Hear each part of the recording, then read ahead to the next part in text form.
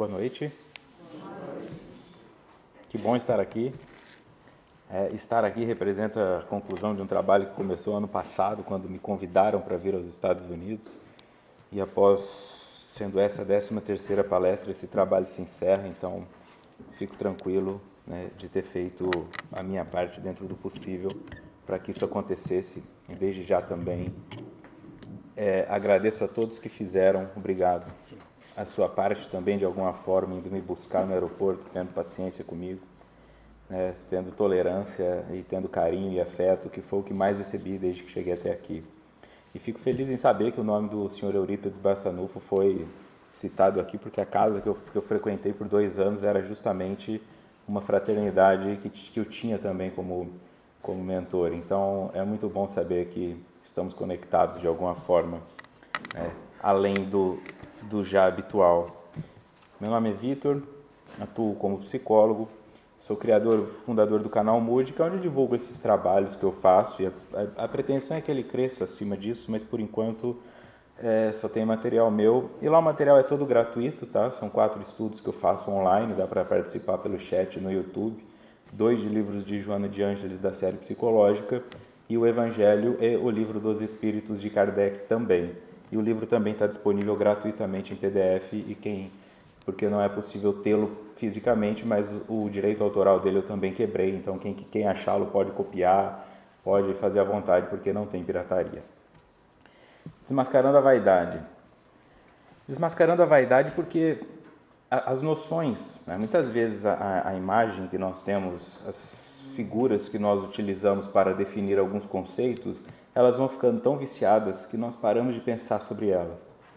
E a vaidade, como todas as outras figuras nesse sentido, também paralisou durante um tempo. Eu comecei a perceber que algumas pessoas utilizavam erroneamente o conceito de vaidade para definir uma situação. Isso se dá em outras áreas também, como a depressão, né? Quem trabalha com a saúde mental, quem entende de saúde mental sabe, e quem já teve depressão própria ou na família, sabe o que é uma depressão, sabe onde isso leva o indivíduo. E às vezes uma pessoa que acordou num dia triste fala: eu estou deprimido hoje, estou com depressão, eu sou isso, eu sou aquilo. Então, da mesma maneira, a vaidade ela precisa ser muito bem observada por nós, porque a vaidade ela é colocada como um dos maiores empecilhos para que nós possamos crescer como espírito. Então, se eu não souber contra o que eu estou lutando, eu acabo cometendo lutas erradas, certo? Então, o objetivo hoje é desconstruir alguns aspectos da vaidade, principalmente aquele que a refere à aparência. Para muitas pessoas, ser vaidoso é cuidar muito do cabelo, é cuidar muito da roupa que veste, é isso e aquilo. Então, aos poucos, né? E diante de tudo, queria baixar um pouco aqui também. Acho que aqui dá. Não. Assim fica melhor. Tá bom, deu certo. Isso vai se nós vivemos uma época, né, em razão das divergências políticas, isso em qualquer país isso está acontecendo, acentuou muito a briga entre esquerda e direita no mundo, e com isso veio todo aquele conceito de minorias e aquele conceito de cargas, e hoje existe um preconceito muito grande contra os ricos. As pessoas ricas parece que são o problema do mundo, né? A pessoa ser rica se tornou-se um problema e a pessoa ser pobre tornou-se nobreza. E nós temos que ter em mente que o que é pobre e o que é nobre é o espírito e não a conta bancária do indivíduo.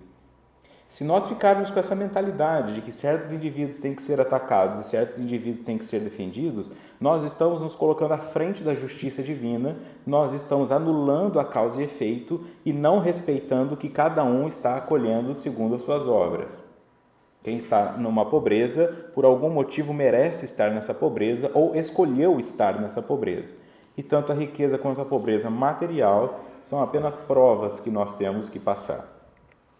Para que nós possamos seguir em frente, eu gostaria de desconstruir aqui, ou pelo menos ressignificar o conceito de autoestima, o conceito de autoimagem, e para que isso aqui não fique associado ao conceito de vaidade, certo? Sem isso aqui não dá para seguir trabalhando no que é vaidade.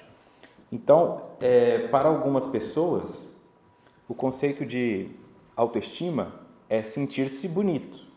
Eu estou com a autoestima baixa. A pessoa fala isso. Estou com a autoestima baixa.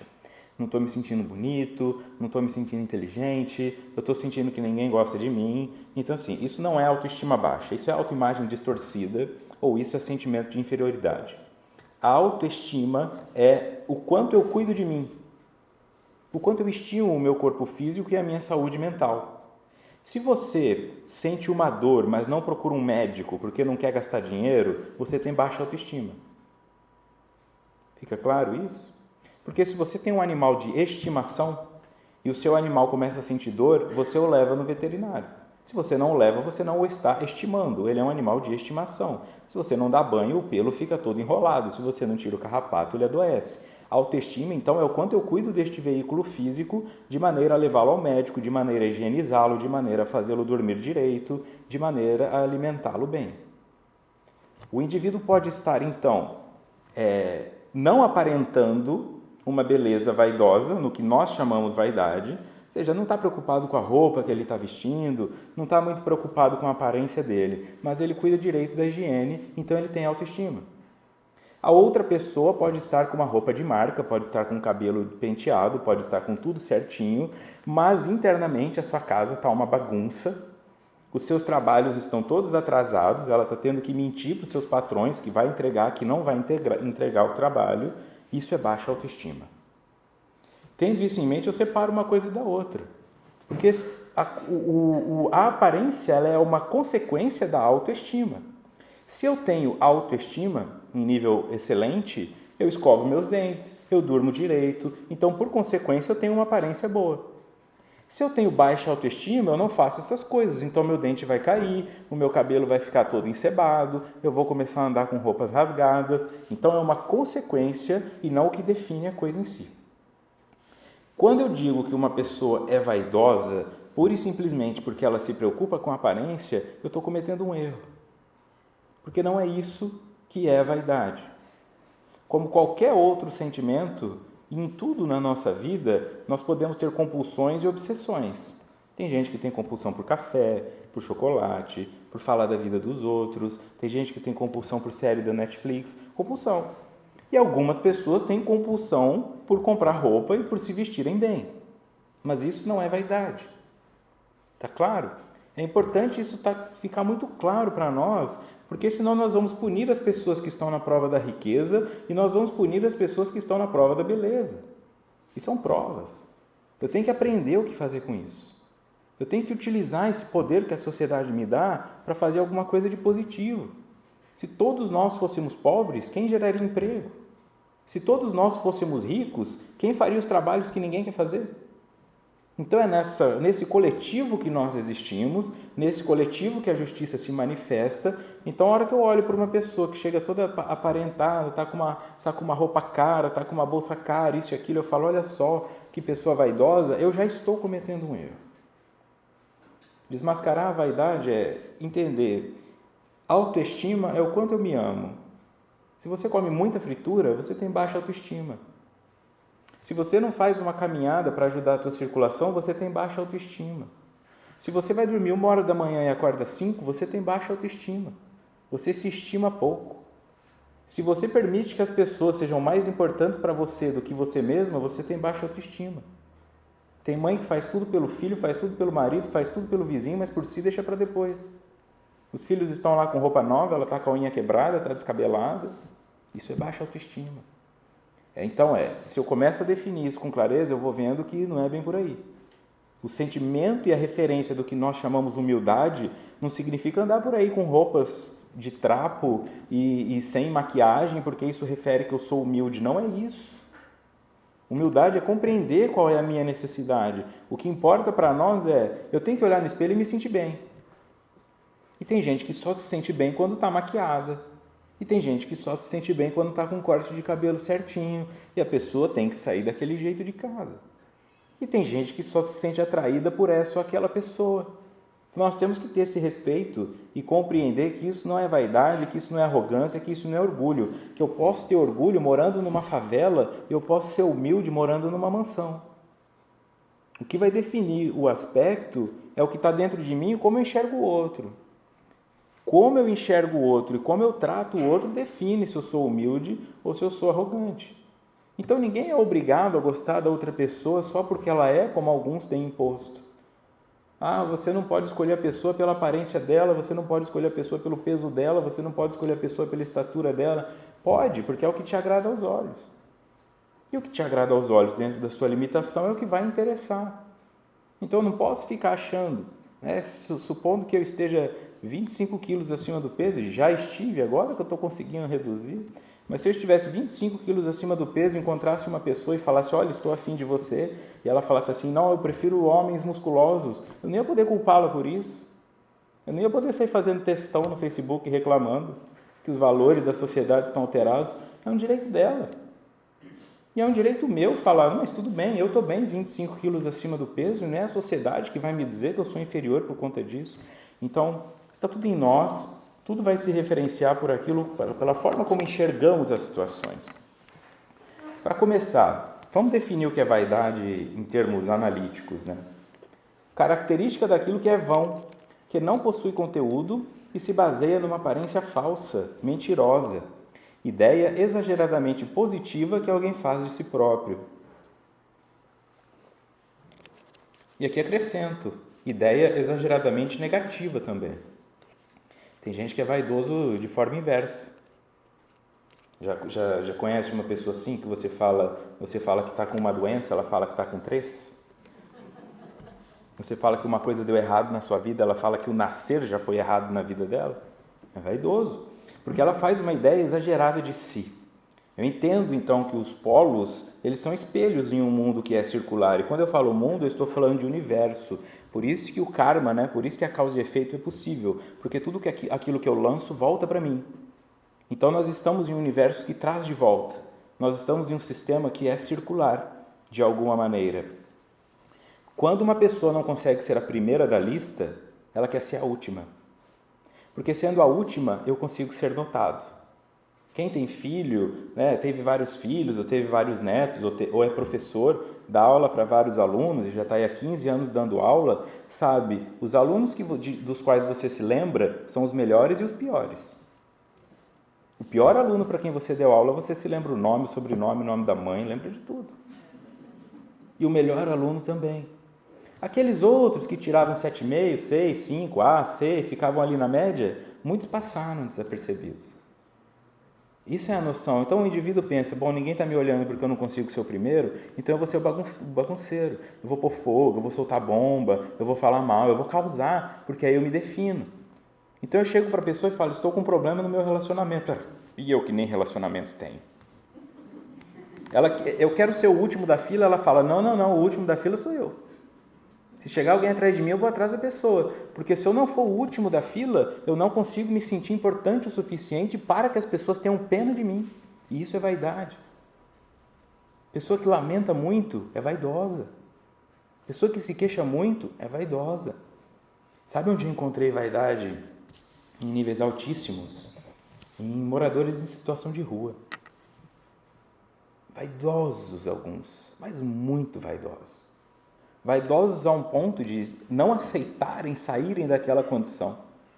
Porque eles entendiam, e eram pessoas letradas, e eram pessoas com doutorado, e eram pessoas isso e aquilo, e aí tiveram uma desilusão amorosa, começaram a beber, foram perdendo tudo fumando crack, foram perdendo tudo em botecos, gastando com alcoolismo, e aí não fizeram mais a barba, e aí não cortaram mais o cabelo, porque abandonaram a autoestima, foram ficando com as unhas todas pretas, foram deixando as roupas rasgarem, e de repente aquele indivíduo está andando lá na rodovia com uma trouxa de roupa nas costas, ou então está encolhido em algum lugar, e o indivíduo que o vê de fora pensa, olha, coitado, injustiçado pela sociedade.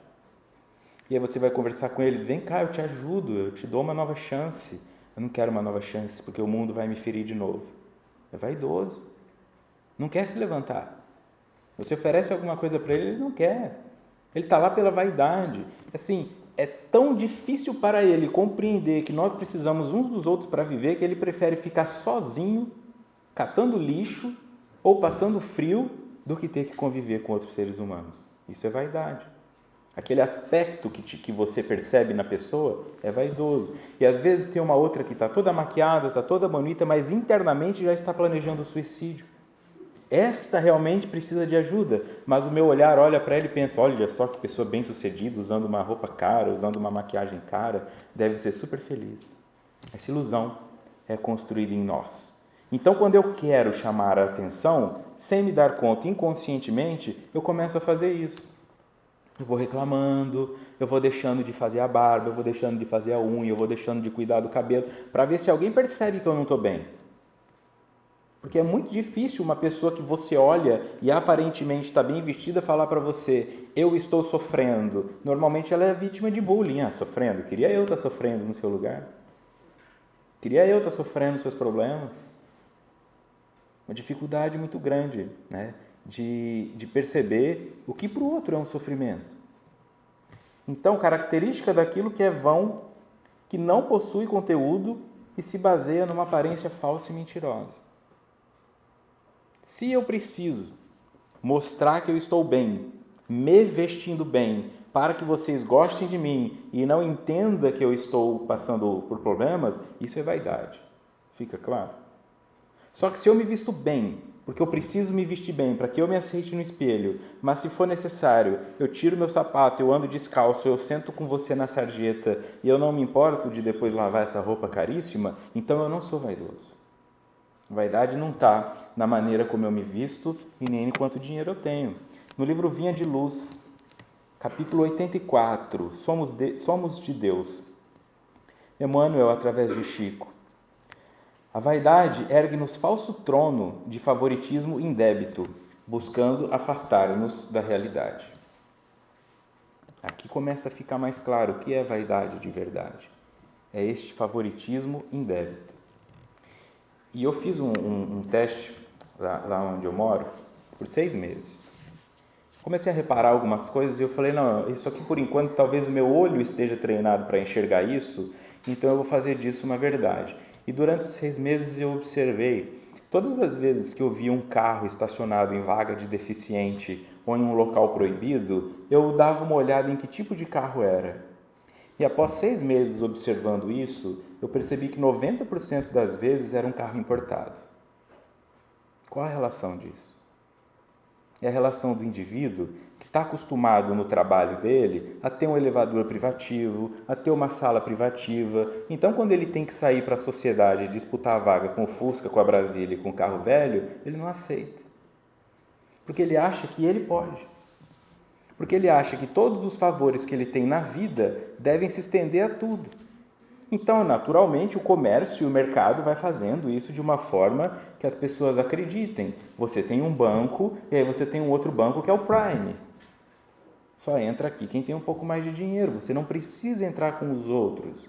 Você vai pegar um avião e aí tem a primeira classe. E a primeira classe embarca em um portão diferente e entra um pouquinho antes, mas tem que esperar o último da classe econômica se sentar. Mas na cabeça deles, eles têm uma vantagem de embarcar primeiro. Mas é um problema o indivíduo fazer isso? Não, porque se ele tem o dinheiro e está pagando por um assento que ele vai deitado, bom para ele. O problema é ele achar que ele é mais importante do que o outro que está indo com as pernas todas encolhidas. Essa é a diferença. Porque se todos nós pudéssemos ir deitados, quem falaria, não, eu quero ir apertado? Então, como é que eu posso condenar um indivíduo que tem o dinheiro para fazer isso? É justo que exista esse serviço. Mas é injusto que ele pense que entrar 30 segundos antes no avião faz dele melhor do que eu. E no fim das contas, iremos todos para o mesmo local. E no desembarque todo mundo se atropela. Essa noção de favoritismo indébito. E o favoritismo indébito e a vaidade é o que me diz quando eu sofro uma doença e eu pergunto assim para Deus, Senhor, por que eu? Quer dizer, por que eu estou dizendo, por que não o outro? Por que eu? Eu faço bondade, eu faço palestra, eu frequento casa espírita, eu ajudo pessoas, eu li livro de Chico Xavier, como é que eu pude ficar doente? Por que eu? Ou então, por que agora? Por que meu filho? E fica um sentimento de que o outro é que deveria passar por aquilo. Porque eu me esqueço que se eu estou num planeta de provas e expiações, vai ser um planeta de regeneração, dependendo da velocidade com que nós começarmos esse processo, mas não veremos isso pronto, não nesta encarnação. Se eu estou num planeta como esse, eu tenho que entender assim, estamos imersos, isso está em Kardec, estamos imersos em um planeta que dentro do sistema universal, imagine o sistema solar, não contando só o nosso Sol, mas imagine os planetas de forma geral, então eles funcionariam como uma grande cidade ou como um grande país. E como dentro de uma cidade você tem um bairro que é um pouquinho pior, que ninguém quer morar, e um bairro melhor, assim também é o planeta. O planeta Terra é um bairro onde quase ninguém quer morar. Mas é o que a gente tem. É onde dá para morar. Tem muito sofrimento, tem muita tortura, tem muita competição, tem pouco amor, pelo menos daquilo que deveria ser disponível. Eu tenho um monte de amor dentro de mim e vocês também. 7 bilhões de pessoas aqui são potenciais de amor, mas o que nós assistimos mais? Ódio, inveja, medo, comparação, divisão. Então nós estamos aqui em um planeta que funcionaria ou como um hospital, ou como um presídio, ou como um manicômio. Então se eu estou aqui espiritualmente falando dentro da minha escala, ou eu não estou muito bem da cabeça, ou eu sou criminoso, ou eu estou doente. E alguns, como em todo hospital, você tem 1000 doentes e 10 médicos, e alguns vêm aqui como médicos para nos ajudar a evoluir, para escrever livros, para fazer caridade, para servir de exemplo, para funcionar como modelo. São uns ou outros. Mas parece que todo mundo quer ser esse indivíduo. Todo mundo quer ser o missionário. Todo mundo quer se sentir especial e ninguém quer se sentir o doente, quer se sentir o paciente, quer se sentir nessa condição inferior. Em outras palavras, em um mundo como o nosso, quanto mais pesada a tarefa, maior o espírito. Então, quando alguma coisa muito difícil vem na sua direção, você tem que ficar grato por isso. Se nada está acontecendo na sua vida, você tem que começar a se questionar. Então, se é para mim que veio uma criança com autismo, se é para mim que veio uma criança com síndrome de Down, se é para mim que veio uma doença crônica, é porque eu tenho estrutura para suportar isso. Porque o mundo, neste momento, é isso que tem para oferecer. Eu quero ter um gênio, eu quero que o Emmanuel, quando encarnasse, fosse meu filho. Eu quero que o Chico Xavier, quando encarnar, seja meu filho. Tá, muito legal. Mas quem vai receber Mussolini? Quem vai receber Hitler? Quem vai receber? Eles não têm mais chance? Só um espírito muito grande vai receber esses outros, porque eles precisam de muita ajuda. Então, quando eu fico pedindo um favoritismo indébito, querendo que o outro passe por uma situação difícil, eu estou negando a minha condição evolutiva e pedindo, não quero ir para a 5ª série não, deixa eu voltar lá para a 1ª, porque lá eu só ficava desenhando e era mais legal. É isso que nós estamos fazendo e é vaidade. É vaidade toda vez que eu acho que eu não mereço o que está me acontecendo ou que eu mereço mais do que o que está me acontecendo. Isso é vaidade. Buscando afastar-nos da realidade. Qual que é a realidade? Isso aqui é só a carcaça. É só o carrinho que eu uso para pilotar. Eu não sou esse corpo físico aqui. Eu não sou essa barba que eu estou usando. Eu não sou esse cabelo. Eu sou o espírito que está aqui dentro. Eu não sou esses 32 anos desse corpo. Eu sou o espírito e você também. O que quer que o mundo te diga que você tem uma inferioridade? Ah, não, para você a vida é fácil porque você é rico, porque você é bonito. Para você a vida é difícil porque você é mulher. Para você a vida é difícil porque você é homoafetivo. Deixa a sociedade falar isso aí. Porque o espírito não tem gênero. O espírito não se relaciona fisicamente. É o corpo físico que faz isso. Então, quem fica se apegando à matéria é materialista. E o que é materialista não é espiritualista. Então, por que te importa a opinião de um materialista se você é espírito? No livro O Eu e o Inconsciente, no capítulo Inconsciente Pessoal, Inconsciente Coletivo, Carl Gustav Jung, psicólogo e estudioso da mente, discípulo de Freud, depois se decidiu de Freud, seguiu seu próprio caminho e o criador da psicologia analítica. Quando você ouve falar em arquétipo, complexo, sombra, projeção de sombra, é de Jung que vem. E Joana de Ângeles, mentora do Divaldo Franco, se baseia em Jung para escrever a série psicológica. Ao analisarmos a persona, dissolvemos a máscara e descobrindo que, aparentando ser individual, ela é no fundo coletiva.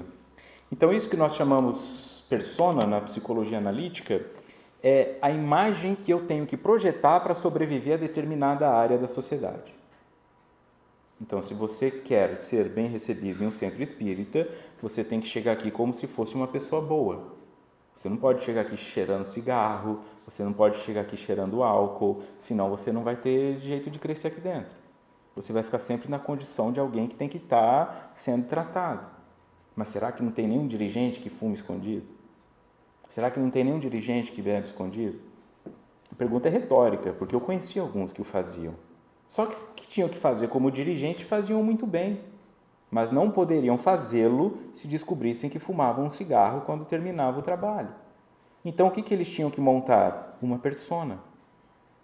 Uma pessoa respeitável, uma pessoa respeitosa, uma pessoa que segue todos os caminhos para que ela possa crescer nesse ambiente. E você cria uma persona para ir trabalhar, você cria uma persona quando sai de casa, a pessoa que está com o filho no mercado e está sorrindo para todo mundo, mas está esmagando a mão dele falando, quando chegar em casa você vai ver. Porque se eu te bater aqui na frente e mostrar o que eu faço lá em casa, eu vou ser presa. Então eu crio uma persona da mãe que fala, é assim mesmo, na cidade eles são assim. E depois de um tempo, isso começa a tomar tanto poder na minha vida que eu já não sei mais quem eu sou. Se eu sou a persona, se eu não sou a persona, se eu vou para dentro, se eu vou para fora. Às vezes aquela persona que você criou, as pessoas gostam dela, as pessoas querem estar próxima, mas o que você é de verdade não tem amigos, ninguém quer. E quantas pessoas não são ótimos, né? Maravilhosos, vem aqui fazer palestra, beija o filho da outra pessoa, pega o filho no colo, tira foto, chega na casa dele, nem olha para o próprio filho. Persona. Esse movimento é um movimento de desconstrução. Então, o que Jung fala aqui? Quando nós vamos avaliando o aspecto individual, nós percebemos que é coletivo. Ou seja, a necessidade que o indivíduo tem de ser bonito, ele pensa que é individual, mas é coletivo. Então, nós queremos ser notados. E o que nós fazemos? Nos vestimos iguais a todo mundo. Olha, tem uma tendência. Lançaram agora que o cabelo que tem que usar é esse. Então eu vou usar esse cabelo para me destacar. E aí todo mundo está com esse cabelo. A necessidade fica coletiva. Eu não posso usar isso porque senão não faz sentido. Então eu ouço isso, por exemplo, da minha barba. Mas você está usando barba porque estão usando barba? Não, porque eu quero usar barba. E daqui a pouco não estarão mais usando barba e vão falar, você ainda está usando barba? Não estão mais usando barba, mas eu estou usando barba. Então o que eu coloco sempre é assim, o indivíduo que não segue tendências, a cada 5 anos ele sempre está na moda. Porque volta. Aquele que segue está sempre deslocando. Opa, peraí, o planeta Terra girou um pouquinho mais ao redor do Sol, mudou de primavera a verão, então eu tenho que comprar roupas de outra cor.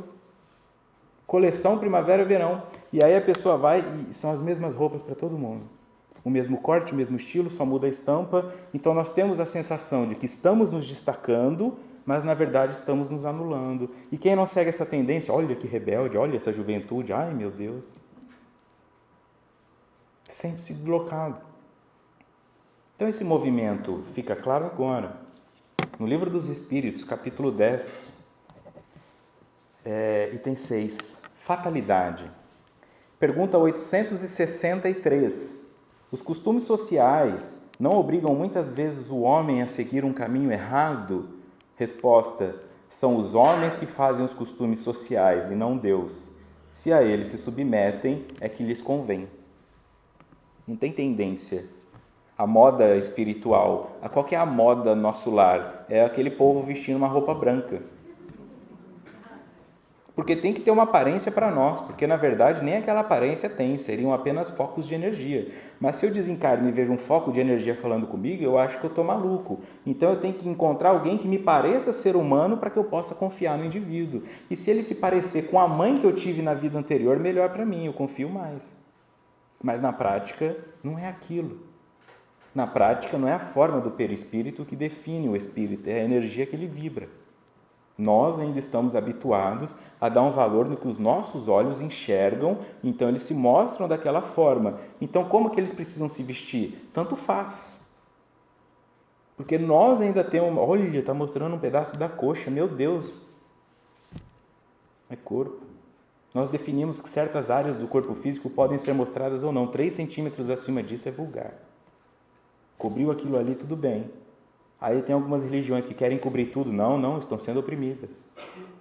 É desse jeito. Está sendo oprimida, está cobrindo todo o rosto, mas ninguém fala que freira está sendo oprimida também quando usa o hábito. Essa noção que nós temos, então, de enxergar o mundo e de nos conectar com o outro pelo que se veste e como se veste, isso aqui é costume social, e costume social é feito por homem. Deus não está preocupado com isso. Se você está usando um moicano, se você está usando o cabelo certinho, se está usando terno e gravata, isso é uma ilusão. Quando a verdadeira essência das nossas dores nos acomete, que é quando estamos passando mentalmente pelo estado do umbral, alguém está preocupado com o que o indivíduo está vestindo ali? Você já parou em algum momento para pensar sobre isso? Se existe essa noção? Então, às vezes, eu deixo de ir a um evento porque eu não tenho roupa para ir. Não tenho roupa para ir. E se eu for destoando daquilo, ninguém vai entender. O cara não tem roupa para vir, significa faça um esforço e arrume uma roupa que você vai usar uma vez só para vir, porque senão você não é aceito aqui. E graças a Deus a casa espírita não tem disso. Pode chegar tatuado, pode chegar com piercing, pode chegar de chinelo. E você vai assistir a palestra igual a todo mundo. Para fazê-la talvez não, porque também agride um pouco ainda essa noção. Eu entendo. Mas nosso trabalho como espíritas é divulgar o Evangelho, é divulgar o Livro dos Espíritos, é divulgar Kardec. E aqui está sendo dito, os costumes sociais não obrigam muitas vezes o homem a seguir um caminho errado?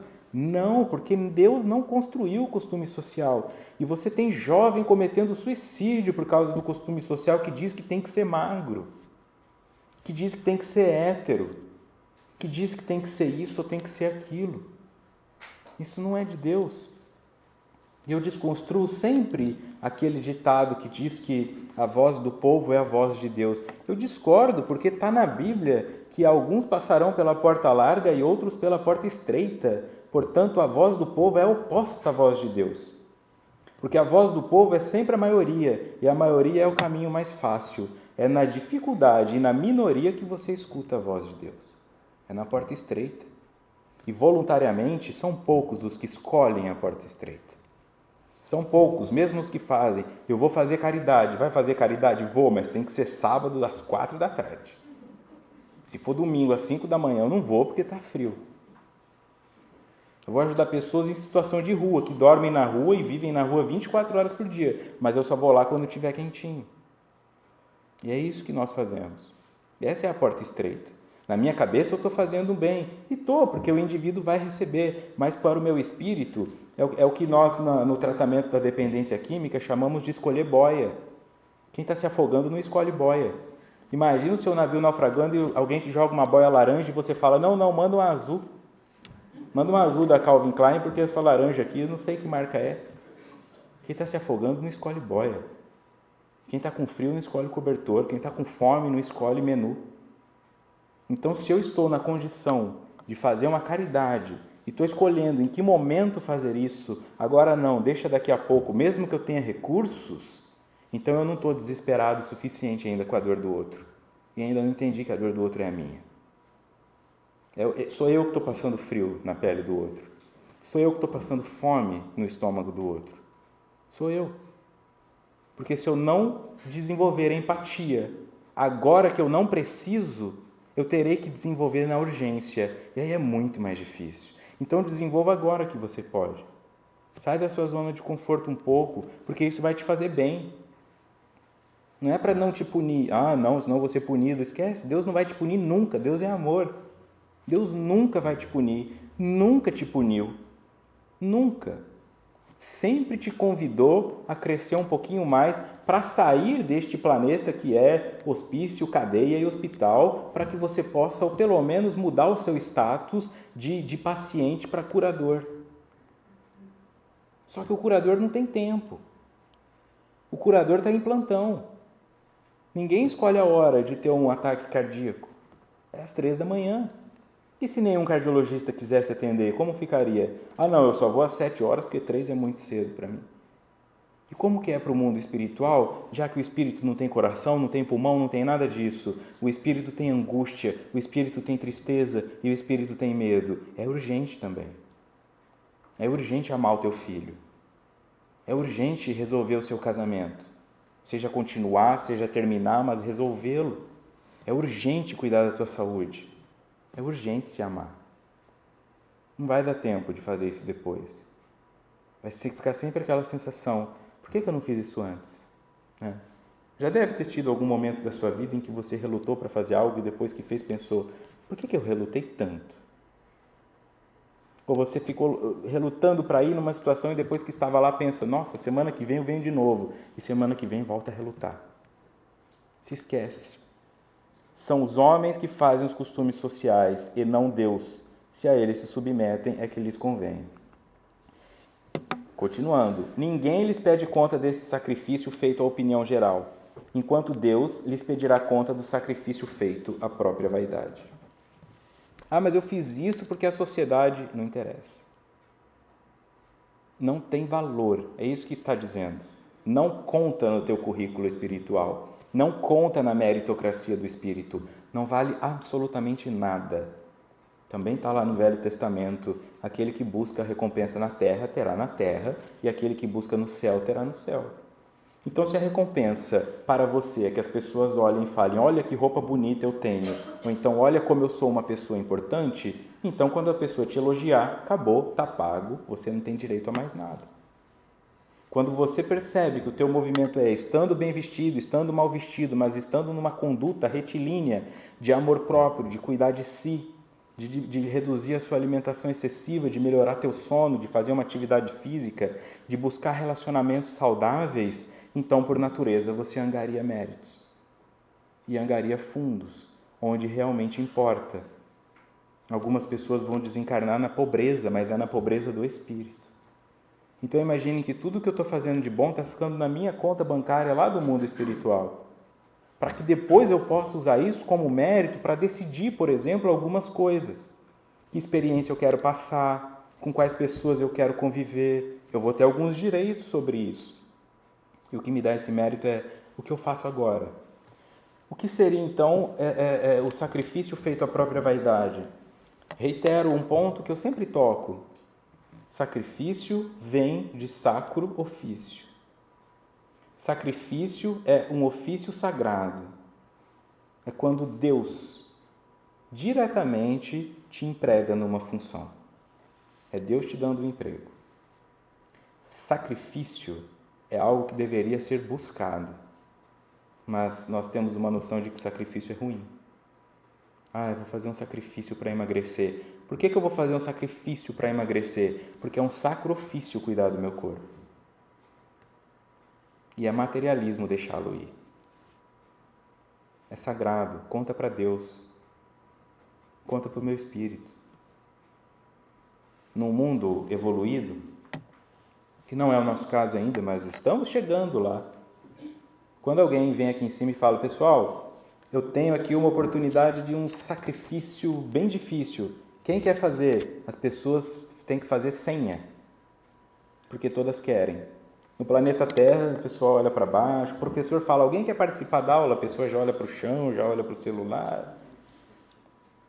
Se matriculou na faculdade, quer aprender, quando o professor dá uma chance dela se testar o conhecimento, ela, não, eu não, deixa a pergunta para o outro.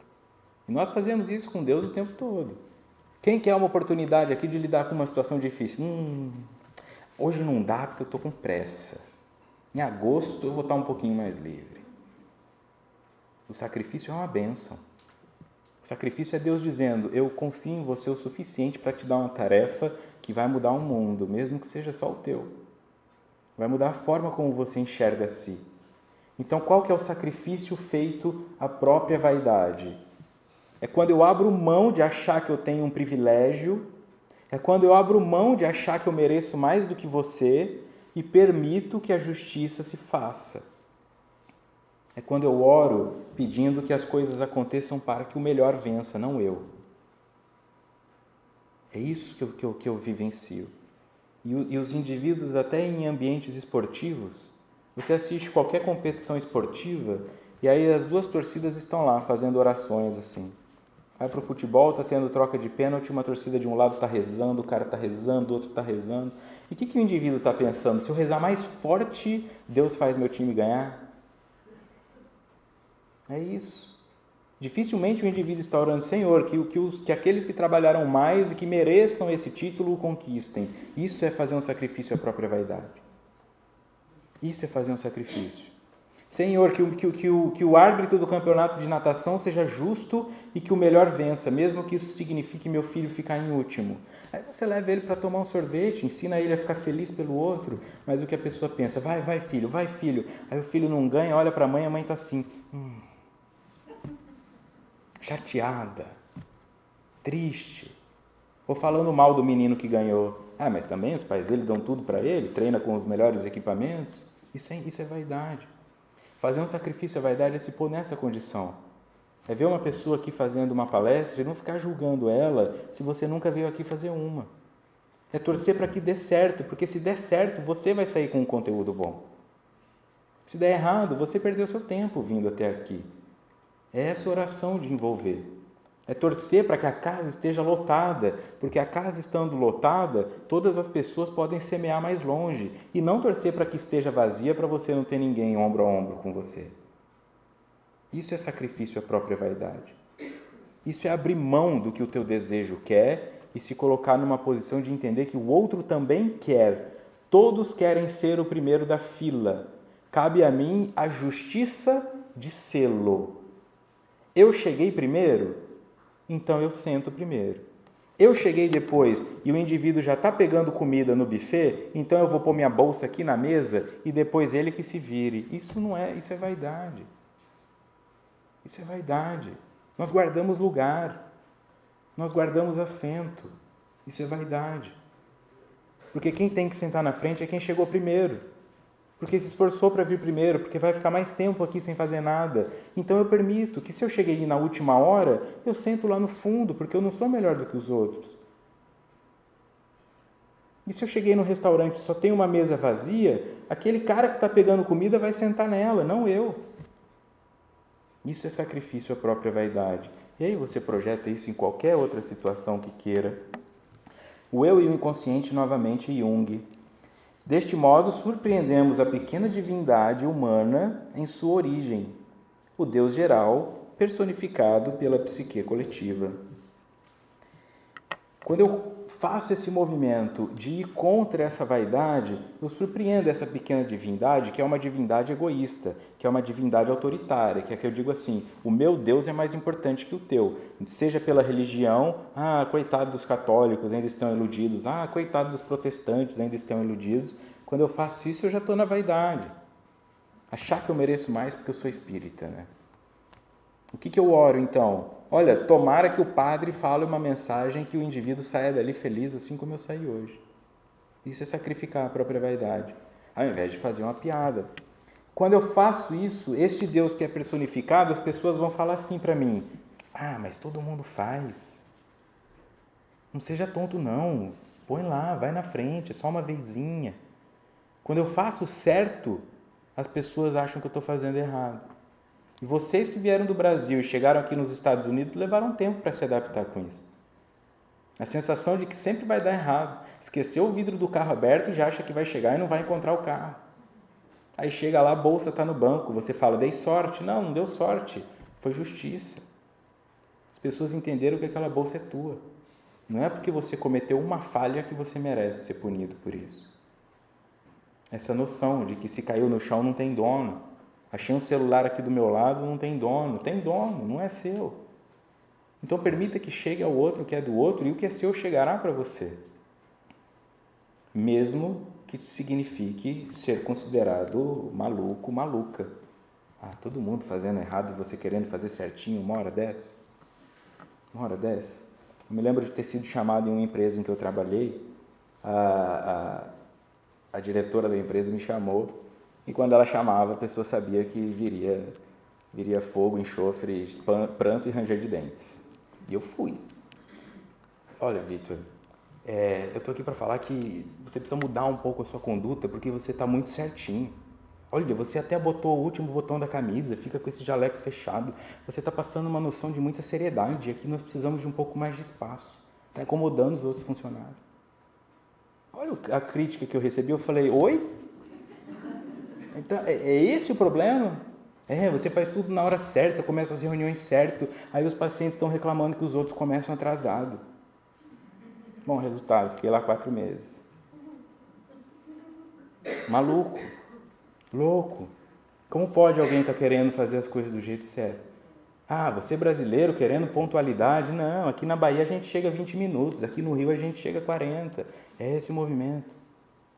De perceber que sim, essa é a porta estreita. A porta estreita é fazer o sacrifício e desconectar isso a ponto das pessoas acharem que você é rígido, é sistemático, não dá brecha, não dá espaço. Mas será que Deus também não é? Será que Kardec também não foi? Você acha alguma piadinha nos 5 livros básicos de Kardec? Você acha algum deboche nas todas as perguntas que Kardec fez aos espíritos? Você acha que ele procrastinou a codificação da doutrina e falou, não, hoje eu não estou afim não, vou tomar uma caipirinha, depois eu continuo? Se nós quisermos seguir nesse caminho, nós temos que fazer com a seriedade. Voltando ao Vinha de Luz. Não te mortifiques pela obtenção do ensejo de aparecer nos cartazes enormes do mundo. Isso pode traduzir muita dificuldade e perturbação para o teu espírito, agora ou depois, porque no mundo espiritual não tem cartaz. No mundo espiritual aparece mais quem brilha mais, não quem se mostra mais. Aqui eu posso iludir, eu posso estar aqui com uma lanterna fingindo que eu tenho luz, mas no mundo espiritual não tem persona, você é o que você é, e pela tua vibração você define o local em que você se encontra. Então, se você está num lamaçal, não é porque você estava andando e caiu no lamaçal, é porque você pertence ao lamaçal. Não dá para esconder isso. E aí você pode estar no lamaçal bem vestido, mal vestido, com um discurso intelectualizado, cheio de palavras difíceis, mas está no lamaçal, meu amigo, minha amiga. Não interessa. Para que os espíritos te considerem, para que você se veja como um espírito de luz, você tem que sê-lo. Não tem outro jeito. Não dá para pegar a luz do outro emprestada. Não dá. É uma conduta retilínea, mas não uma conduta de ditadura. Não tem que ser um esforço. É trocar essa noção de sacrifício como uma maldição e entender como uma bênção. Cuidar do meu corpo físico é uma bênção, porque eu estou cuidando de um corpo que Deus me deu. Você faria diferente? Quando teu filho chega, você não faz isso? Olha, Deus me presenteou com o meu filho, que criança maravilhosa. Você dá Coca-Cola na mamadeira para ele? Você dá batata frita, assim, que ele pode comer papinha, você amassa uma batata frita e dá para ele? Por que não? Porque você sabe que isso vai fazer mal para ele. Mas aí você fica adulto e se enche de batata frita e Coca-Cola. Desamor. E nesse desamor, o que eu estou fazendo? Eu estou fazendo o oposto do sacrifício. É um sacrifício cuidar de um corpo físico porque é raro ter um. E alguns têm o corpo físico, mas com 3 anos de idade já desencarnam. Ou tem o corpo físico e na gestação já desencarnam. Ou tem o corpo físico, mas vem com deficiências que dificultam tudo. Não consegue nem tomar água sozinho. Depende dos outros para isso. Então, quando eu tenho um que funciona relativamente bem e é autônomo, e eu cuido dele com amor, eu levo ele para passear, eu dou banho nele, eu alimento ele direitinho, eu faço ele dormir direito, eu estou fazendo um sacro ofício e, por consequência, agradando a Deus. Só que desagradando os meus desejos físicos. O meu desejo físico, quando está desagradado, que é o meu materialismo falando, então eu sei que eu estou no caminho certo. Quando o meu materialismo me domina, eu sei que eu estou no caminho errado. Só o que vai me sobrar depois é exatamente isso. E aqui, para nós fecharmos, em Jó, capítulo 15, versículo 31, Velho Testamento. Sabe a paciência de Jó? Jó perdeu tudo. É uma mentira, lógico, né? Porque em livro de Jó está escrito que Deus e o diabo fizeram uma aposta. Não, né? Mas a simbologia é o que interessa. O indivíduo que, mesmo perdendo tudo, continuou a ter fé e não duvidou de Deus, porque em nenhum momento se colocou como um privilégio. Ele dizia, se Deus me deu, Deus me tira. Isso é ausência de vaidade. Não confie, pois, na vaidade, enganando-se a si mesmo, porque a vaidade será a sua recompensa. E aí eu fico igual esse indivíduo aí, ó. Só igual esse indivíduo. E sabe o que tem mais nessa imagem, além de eu não conseguir ver outra coisa que não seja eu mesmo? Porque tudo onde eu olho sou eu, o primeiro lugar da fila, eu, a primeira possibilidade, eu, o melhor emprego, eu ele só consegue olhar para trás. A vaidade só te faz olhar para o seu passado. Não porque lá atrás eu tive, não porque os meus pais eram, não porque não sei o quê, não porque eu estudei mais do que o outro. O vaidoso não olha para o futuro. O vaidoso não respeita a lei de causa e efeito. Porque se respeitasse, jamais reclamaria, jamais questionaria e jamais se sentiria negligenciado por Deus. Jamais Deus te negligenciou. Mas nunca, nem por um segundo, você se negligenciou. Mas Deus não. E porque respeita o teu livre-arbítrio, não invadiu o seu espaço. Não confie, pois, na vaidade, enganando-se a si mesmo, porque a vaidade será a sua recompensa. Então, eu espero ter deixado uma mensagem positiva de reconstrução do conceito de autoestima, conceito de autoimagem, conceito de vaidade, para que nós venhamos a quebrar o preconceito. Deixa a pessoa se vestir bem, não é isso que faz dela vaidade. Deixa a pessoa se vestir mal, não é isso que faz dela vaidade. Mas entenda que aquele espírito vibra. E permita que a tua vontade se manifeste acima da vontade do coletivo, mesmo que soe bizarro, mesmo que soe esquisito, seja o que você é. No momento em que você está e do jeito que você se encontra, porque só assim nós conseguiremos saber quais ajudas você precisa e te ajudar a melhorar. Se você se mostrar porque os outros querem ver, ninguém acha que você tem problema e você desencarna quase igual encarnou. E vai ficar com a sensação de que poderia ter feito mais. Tudo bem? Obrigado então pela oportunidade, obrigado pelo espaço. Convido-os agora a uma oração de encerramento deste trabalho.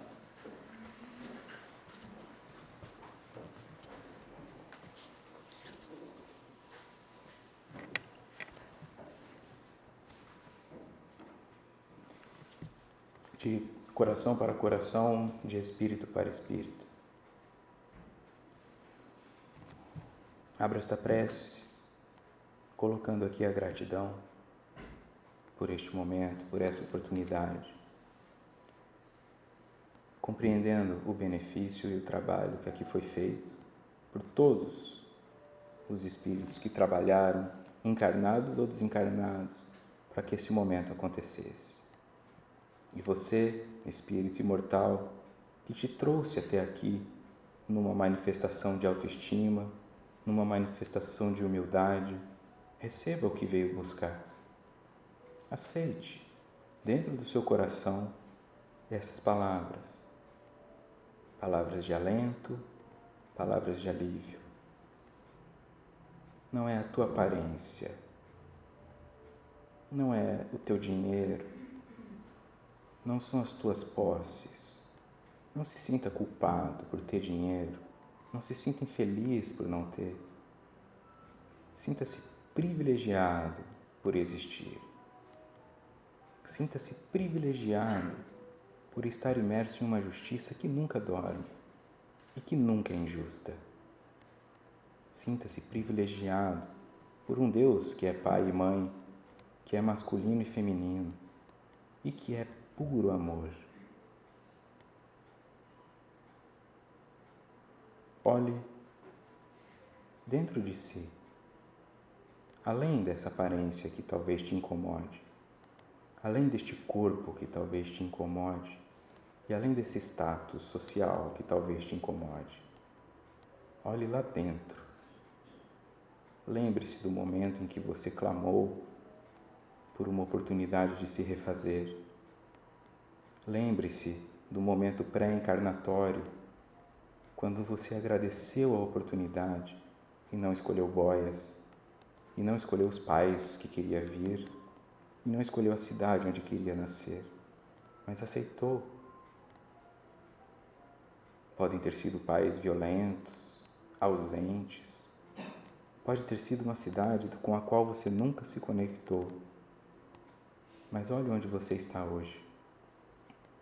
Quantas pessoas te disseram que seria loucura fazer o que você fez? Olha as pessoas que você tem ao seu redor. Olha as histórias que tem para contar. Está tudo lá dentro. Sempre esteve e sempre estará. Mestre Jesus, que neste momento possamos receber a Tua bênção e as Tuas energias positivas. Que cada um aqui dentro receba este passe vibratório, este magnetismo de amor e de confiança. O teu privilégio é existir. Não há necessidade de buscar nenhum outro. A tua punição é resistir à vida. Basta permitir que ela aconteça. Basta amar-se e permitir que o amor passe através de você. Não tente aprisioná-lo, porque ele não pode ter dono. Não tente exigi-lo, porque ele não pode ser controlado. Apenas respire fundo todo este amor que está ao teu redor e expire a sua vaidade. Liberte-se de achar-se melhor ou pior do que os outros. Liberte-se de achar que tem muito ou pouco. E abra-se para o aqui e agora da justiça divina.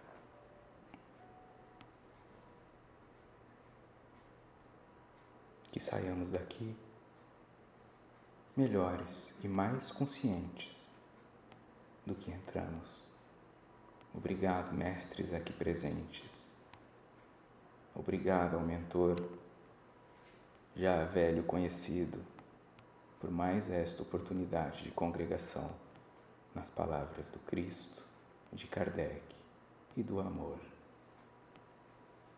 Graças a todos nós pela oportunidade de vida que nos damos hoje e que estenderemos aos pequeninos e sofredores que esperam de nós muito menos do que imaginamos.